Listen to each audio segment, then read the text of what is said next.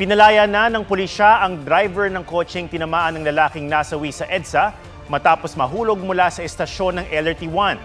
Hindi naman daw ito kaso ng reckless driving at hindi rin magsasampa ng reklamo ang pamilya ng nasawi. May report si Marizo Mali. Bumulaga sa mga motorista sa EDSA Muñoz northbound noong February 11 ang isang lalaking nahulog. Viral ang mga videong nakakuha sa insidente. Nahulog mula sa platform ng LRT-1 FPJ station ang lalaki at paglapag nakaladkad pa. Ang driver ng kotse kung saan tumama at nakaladkad ang lalaki, kinustudiya ng pulisya.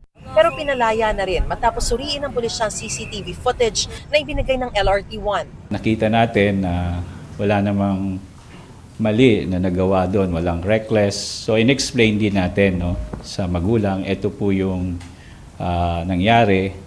Ito yung CCTV footage and na-convince naman sila na walang mali yung driver. Ang ama ng nahulog nag-execute ng notarized affidavit. He is not pursuing criminal complaint against the suspect. So wala pong inquest na nangyari. Base rin sa isang nagawang investigasyon ng PNP, sa ngayon, wala raw silang nakikita ang contributory negligence sa panig ng LRT management na nagresulta sa malagim na insidente. Nilinaw ng Quezon City Police na ang pagkustudiya nila sa driver bahagi ng investigasyon at pagdokumento sa insidente alinsunod sa batas. Minsan may mga experience kami na wrongfully charged pero during the investigation, kung makikita natin na hindi naman talaga siya involved. Batay sa Article 365 ng Revised Penal Code, dapat sadya o intentional ang insidente para masampahan ang reckless imprudence at negligence.